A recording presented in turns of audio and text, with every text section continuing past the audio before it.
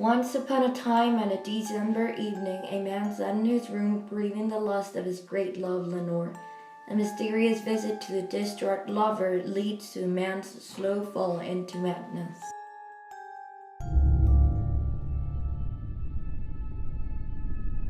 Once upon a midnight dreary, while I pondered, weak and weary, over many a quaint and curious volume of forgotten lore, while I nodded, nearly napping, suddenly there came a tapping, as of someone gently rapping on my chamber door.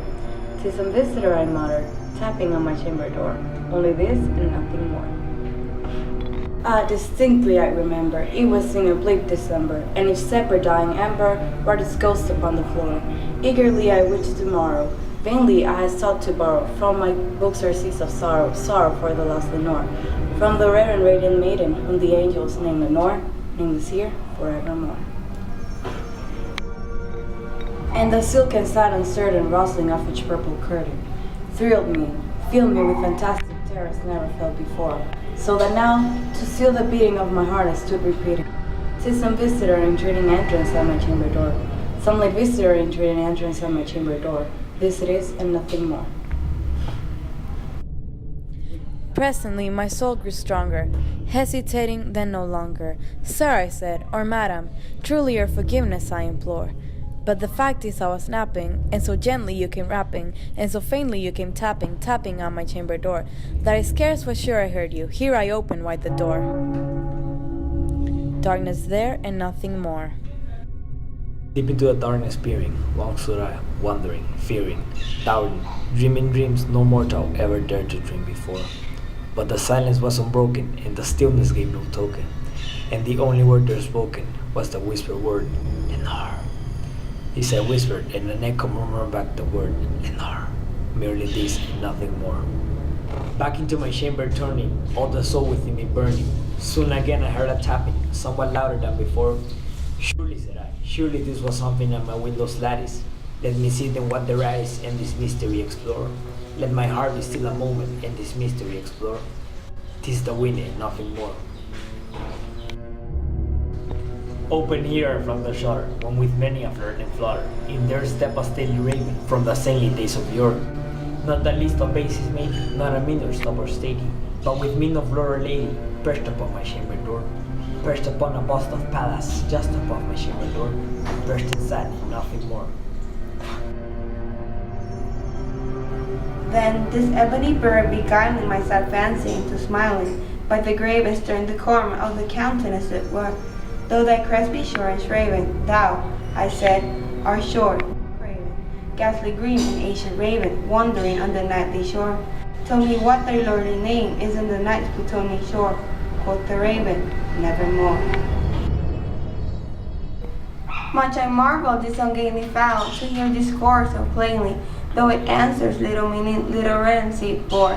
For we cannot help agreeing that no living human being ever yet with blood was seen, bird above his chamber door, bird or beast upon the sculptured bust above his chamber door, with such a name as Nevermore. But the raven, sitting lonely on the placid bust, spoke only that one word, as if his soul in that one word he did outpour. Nothing further than he uttered, not a feather than he fluttered, till I scarcely more than muttered, "Other friends have flown before. On the morrow he will leave me, as my hopes have flown before." Then the bird said, "Nevermore." Startled stillness, by reply so aptly spoken.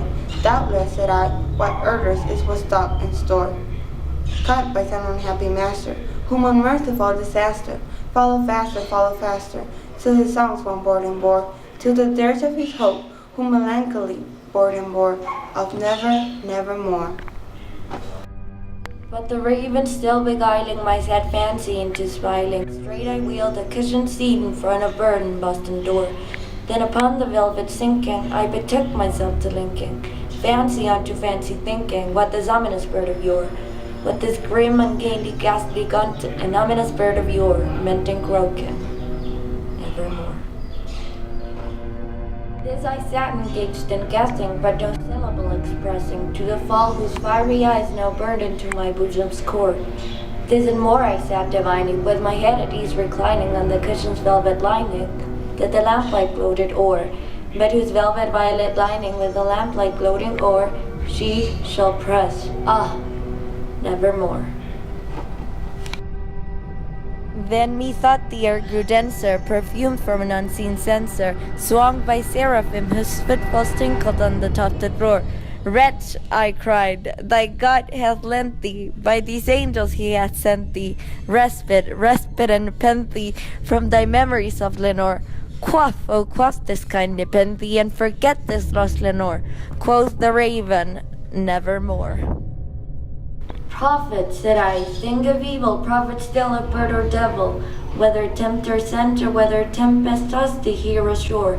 Desolate it all undunted, on this desert land enchanted, on this home by horror hunted, tell me truly, I implore, is there balm in Gilead? Tell me, I implore.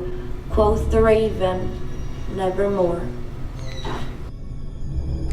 Prophet, said I, think of evil, prophet still, bird or dead, by that heaven that bends above us, by that God we both adore.